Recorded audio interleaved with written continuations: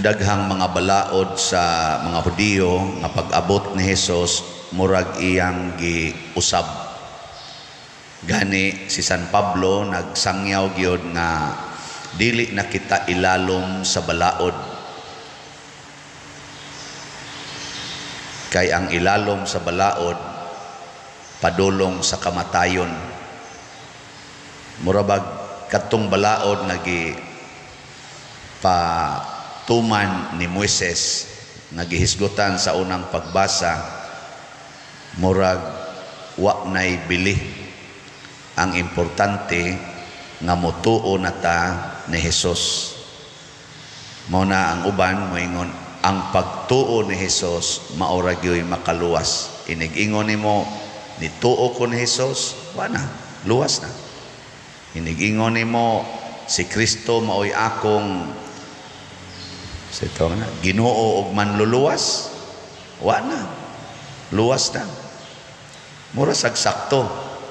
Nya gisulti pa gina ni San Pablo nga dili na kita mailalom sa balaod, kay ang ilalom sa balaod dili maluwas, kay ang balaod naghatag og kamatayon. Ang pagtuo nganha ni Kristo mao gyoy makaluwas. Nakaron si Hesus niingon sa dinhis atong ebanghelyo, Mateo chapter 5:17 to 19, ang dili magtuman sa labing gamayng bahin sa kasuguan ug magtudlo sa uban pagbuhat sa ingon, mahimong labing iwit sa gingharian sa langit. Apan ang magtuman sa balaod ug magtudlo sa uban sa pagbuhat sa ingon, mahimong dako sa gingharian sa langit. Nalahi naman sa Ginoo ni.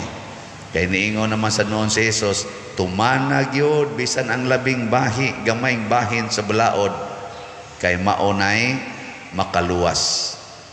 Hay may sakto ron ani kaning gisulti ni Jesus o ang gisangyaw nilang San Pablo.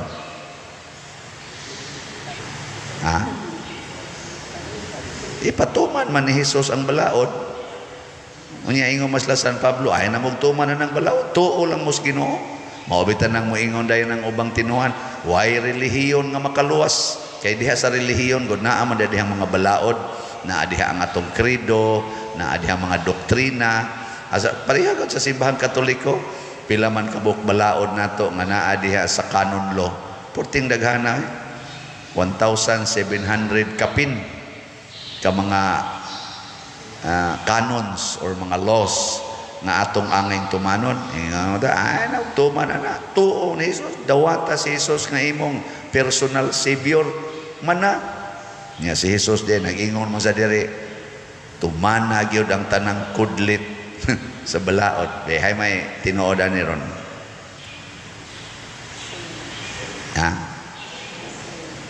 Hasta ako galibog na biya ko, canon lawyer ba ako sa atong simbahan. Galibog sa ko na ko bitaw no sayop matingali ning amon sige tudlo aning balaod, sige pa mi ditong tuon-tuon anang balaod, perting kapuyag tuon igsamon patas balaod. No di na jud ko ganahan mo balik og tuon. Wala ang gisulti ni Jesus atong ebanghelyo, wa ni musupak sa giingon sad ni Hesus ni San Pablo nga ayaw na mo pailalom sa balaod, sunod na mo ni Jesus, tuo na mo ni Jesus. Nga naman, kay matod pa ni Jesus sa iyang introduction, ayaw ninyo hunahuna nga mianhi ako aron pagsalikway sa balaod ni Moises o sa mga pagtulunan sa mga propeta. Wala ko kini isalikway, kundili ni hatag ko og hustong kahulugan.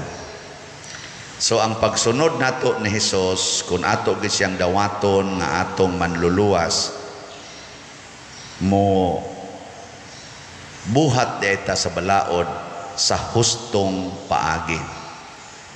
Unsaon man paghusto ang balaod, tanan nga balaod ni Moises, balaod karon sa simbahan, hastang balaod sa atong katilingban. Kani ba ang civil society, balaod mangyapon na. Sama nang mag-face mask, mag-social distancing. Balaod mangyapon na nisunod maganing simbahan ingon lockdown, why kuan, why misa. Pila man to ka buwan nga wa tay misa. Wa na mo kahinungdong. Hapit mga duha ka tuig March 18, 2020. Mao gyud toy una nga lockdown. Mingaw kay ta dinhi.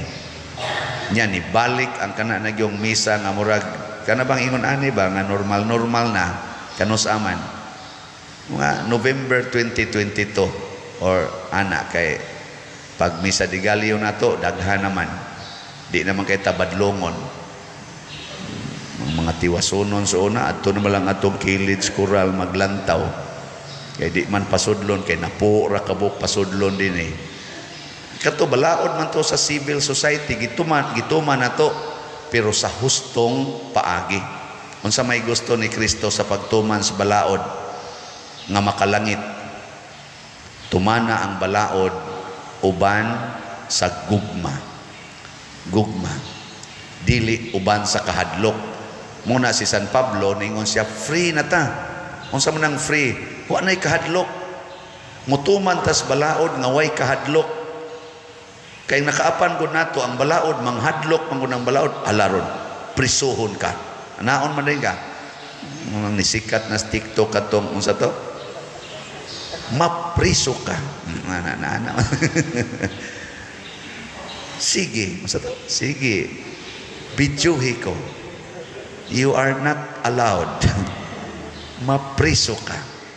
Ang balaod, magigamit nato pag hadlok. Dili na mao ang pagtuman sa balaod, di na makaluwas.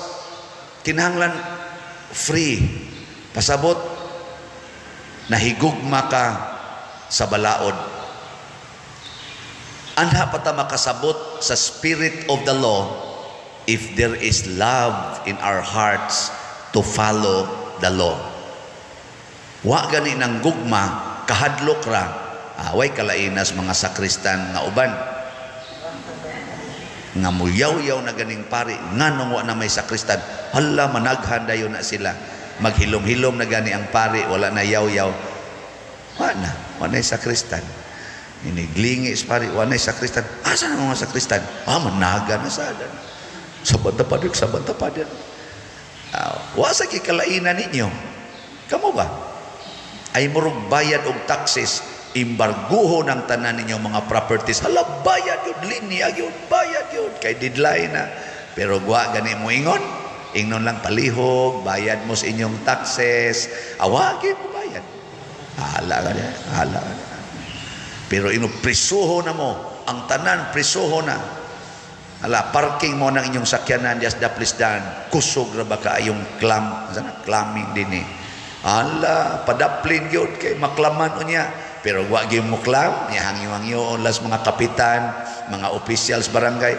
palihog i-clear ning kuan ayaw butangig obstruction mutanaw lang sapa kana lang atong mga tindahan dinhi allowed baguna nga ang tindahan anas kilid sa karsada nya butangan pa jud pandong-pandong ari padong sa karsada allowed na dili nya wa na badlungas ato mga barangay officials dinhi gibadlong gisultihan na pero wa lang nila higugmaa ang balaod muna mo ingon lang kap cons ini abot nga to wa lang yapon sunod na lang cons pero ingno na di ay taga head office gikan sa Manila ang tanan nga obstruction gubon hasta ang linimpyuhay lagi kanang mga iro ayaw na buhi idesdan kay hazard na sa mga motorista pila nakabuk ga motor nga nangabali ang bukto nangabali ang lawas ang uban nangamatay gid tungod anang iro nga naglubog anang daan nya mukalit og bangon mulabang diri mukalit og balik 14 taong daghanang nangatumba nga mga motorista wa gyud panghipusang iro gukuron pang motor usahay mugukod sa motor muhaksyog sikmat sa gasakay asamot og katumba nganong wa man nahiposa nga ordinance naman na Hawa may panghadlok, butangig kahadlok. Kana bang pulong sa leader ba nga mingon ay tumana pation tamo. Asus hipos dayon ay. Kana yung word nga pation tamo. Ana. Hadlok kay taana. Lingay mong tupad. Ing na di ka mahadlok ing nung ka pation ka. O na, ang uban na to mga leaders, mapugos na lang hinogamit anang punga. Patyon tamo. Sige ron. Supak mo na patyon tamo. Ikaugma, nanay mga sangit sa kanal, nanay nagtighaya dito. Ala, mauna ni. Hipos, mauna ni. Kinahanglan pa batang hadlokon? Dili. Muna si Kristo makatuman Diyos balaod, kay di man siya mahadlok. Sampulan tamos gituman ni Kristo nga balaod. Love your enemies. Kana kinsa ninyo dinhi ang mutuman ta sa kamot. Kanang kumplito yung pagtuman ba? Tanawa, mga buangon mo. Love your enemies. Giyon sa pagtuman ni Kristo, matod pa niya, kung tamparoson ang imong pikas aping, ipatamparos lang pikas. Si Kristo gikulata og maayo, dili lang tamparos, latigo pagyod, gihubuan pagyod, gipurong-purungan pagtunok, gipapasan pagkrus. Grabe ang pag-among-among sa iyang mga enemies. Pero unsa may gibuhat ni Kristo, siging tuman, love your enemies. Gilansang sa cross, love your enemies. Di ba? Wala na gisogo sa Old Testament. Gisogo na ni Moises, oy, higugmaa ang imong isig katao sama sa imong kaugalingon. Ug mao nay usa sa mga translation sa love your enemies. Kay di jud mahitabo nga ang imong kaugalingon himuon nimong enemy. Gawas og mabuang ng imong utok tungod sa depression, mo nang maghikog na ka. Pero normal mindset, di kita makig-away sa atong kaugalingon. Muna ay gyud pakig-away sa imong silingan bisan pagpatyon ka ng imong silingan. Sige, lingiyay mong tupad. Ing na siya sugod karon din ajud ko makig-away nimo. Sige, ing na. Sige na. Ing na ba? Kamo sa dihang nas online, ing na ng inyong kaubas balay, kamong nagtanaw des TV, ing na sugod karon din agyud ko makig-away nimo. Tanawa di ba iniksulti anas asawa mo ingon din ang bana, sana all. Oy mga buangon kitas tanan, mutuman tagbalaod, dunay limit. Ang gusto ni Kristo kompleto nga pagtuman. Sama nang moingon, bayad mo taxes. Sige. Pila may percentage? Tumana ginatanan. Hangtod sa katapusan. Ayaw gyud pag-ingon-ingon nga kani isipti ko ni kani so daga-dato na bitan ng gobyerno. Pobre ra ba kay ta dinhi? Ning atong nasod pobre kay atong gobyerno. Naalay dana mo ngadtos kahugan. Ako ginang mention nun. Katulo na kuno na approve na pagin mi kana na ang say nga na kanang approval gikan sa city council nga na-approve na nga ablihan nagkarsada ngadto. Hapit na lang may mga matay. Wa pagyapon maablihig karsada pagkaduol ra gid anang kahugan gikan sa city. That is only 6 kilometers gikan sa syudad gyud, gikan sa Simbahas Guadalupe. Nya naanay 3 kilometers padong sa napo nga karsada. 3 kilometers na lang yun padong sa amo. Masuya kay ko dinis liluan kining akong parokya. Musuot ko ngadto padong Lanipga, ngadto padong Mabini, purting mingawas mga daan ngadtos paril ana pagkanindot sa mga daan, mingaw kay daan, layo na kaayo sa syudad. Ang amo dito, ang kanang magabi mo sirbatog kusog ang kanang jeep diri sa Guadalupe, mabati ko sa amo. Pero wag yun mabutangig karsada kay pobre ang atong gobyerno. Why budget? Tinuod ba ka ha? Dito pa yung nagsukod dito tungod sa kong kalipay kay gisukod na gyud, topographical pa yung sukod. Hala, ako'y gasto dito, mga tanang gastuhan ang kaon, ko sobra na tingali 200,000 akong nagasto dia siging sukod-sukod sa kuan kay malipay lagi tayong sukod ato sang pakanon na mahilom lang daw buwa ra ba kay pobre ang gobyerno, why budget or wa lagi tingali ma-implement kay why nahigugma namo dito sa kahugan. Gugma di ma-implement kay why gugma ang taga-gobyerno ngadto sa taga-kahugan sa pangdako.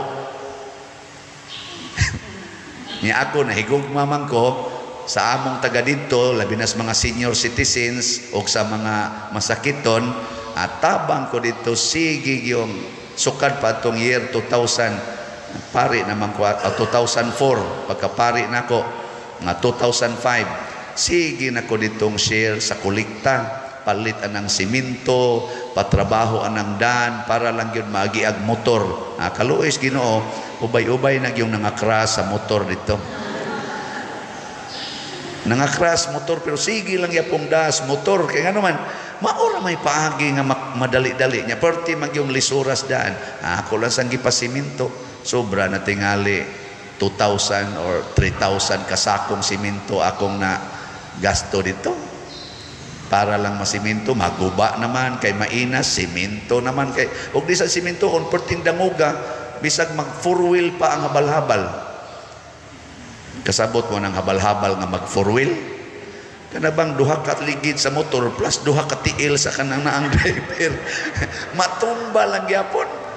Katawag ko atong pertigyong danguga ba niya muahat man gyud nya nangumpra mag-isda diri sa carbon kanang para sa konsumo dito ba di sakay na sa habal-habal ngadto ga four wheel kuno sila sus natumba man yung habal-habal nat yabo hastang katong gibutangas isda ang isda nangahawag tang ngadto disuot ngadto sa kakugnan ila na sang gipangita siya mura naman hinuntanig nanikop og isda imbis mamasolog isda nanikop na kay siging kabkab sa mga dag asa naman tong isda pila naman nakabugay sa kuwangan pag-usap ni pasok ding isda ngadto sa mga dahon sa mga layang dahon luoy kayo anang nahigugma man ko dito sige yung bahin sa kolekta dito. Pero kaya ang atong ubang mga opisyalis gobyerno wa man mahigugma, why karsada?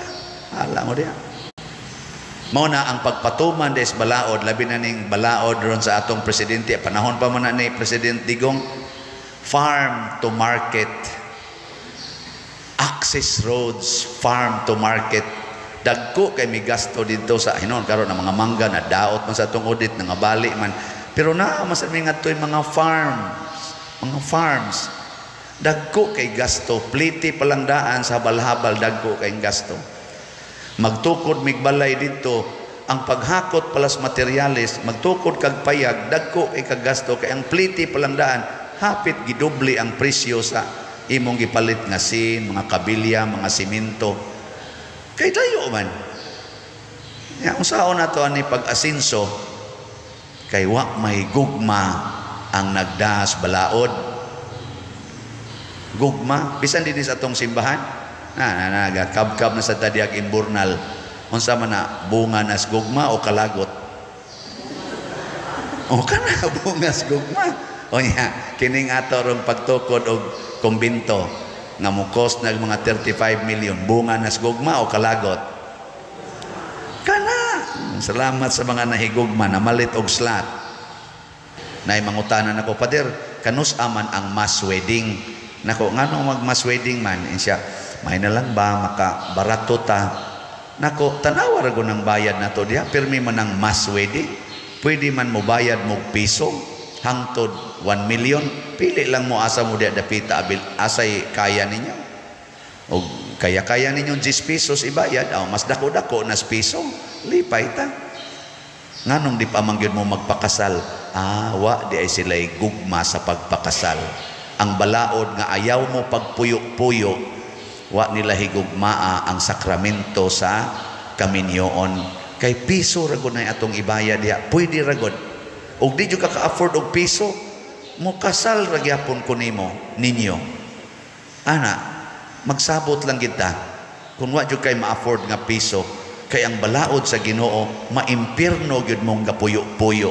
Uspo na ko ha, og mga matay mo kamong nagpuyo-puyo, maimpierno gyud mo bisan kamo pang mga civilly married couples, og mga matay mong way sakramento sa teaching nato sa simbahang Katoliko, maimpierno gyud mo, kay that is mortal sin.